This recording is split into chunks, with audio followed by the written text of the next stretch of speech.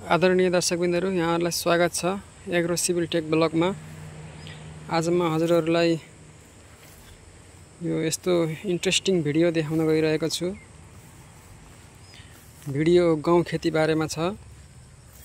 अब यो मंसिरको पहिलो हप्ता 10 गतेसम्म लगभग गाउँ छर्नु भयो भने एकदमै राम्रो उत्पादन दिने गर्दछ। यो हजुरको रूपन्देही जिल्ला तराई भेगमा यो खिचिएको भिडियो हो। यसमा अलि नयाँ टेक्निक अपनाइएको छ।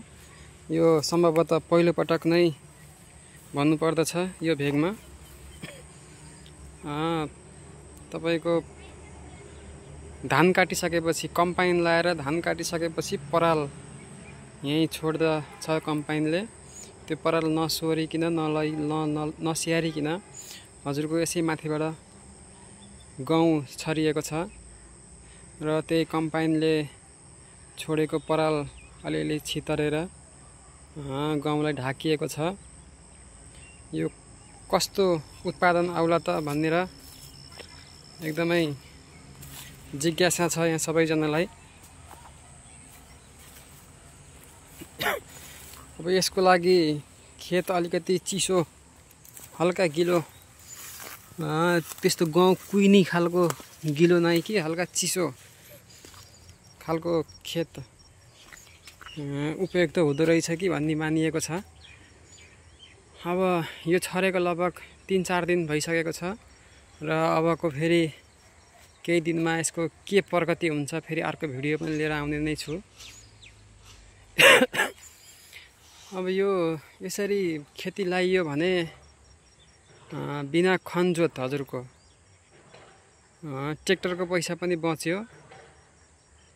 मेन तपाईको ट्र्याक्टरकै पैसा बच्यो। यसमा किसानको खेतीमा सबैभन्दा धेरै लागत जाने भनेकै यो हजुरको ट्र्याक्टरबाटै हो। जति खेती गर्यो घाटै जस्तो महसुस हुने हजुरको ट्र्याक्टरको पैसा पनि उठ्न नसक्ने त्यो अवस्था छ। त्यसकारणले अहिले चाहिँ यसरी बाँझैमा नजोतिकिन बाँझैमा गहुँ छरिएको छ यहाँ र परालले ढाकिएको छ।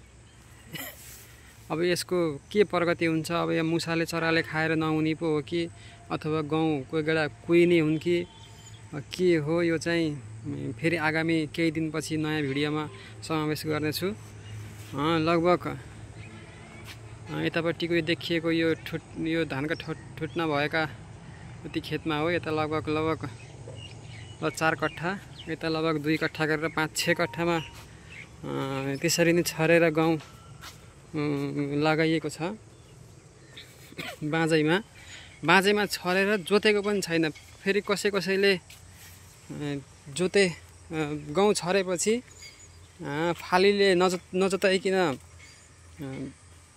छर्दिने र रोटाभेटर लगाउने चलन छ। तर यसमा चाहिँ फाली पनि लाइएको छैन, रोटाभेटर पनि लाइएको छैन, सिर्फ हजुरको परालले ढाकिएको छ।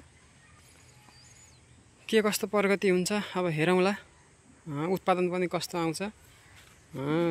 त्यसको लागि यस च्यानललाई सब्स्क्राइब गरिदिनु होला। आगामी भिडियोहरू हेरिदिनु होला, पुराना नयाँ सबै भिडियोहरू। यो गहुँको बिउ चाहिँ विजय भन्ने जात लगाइएको छ।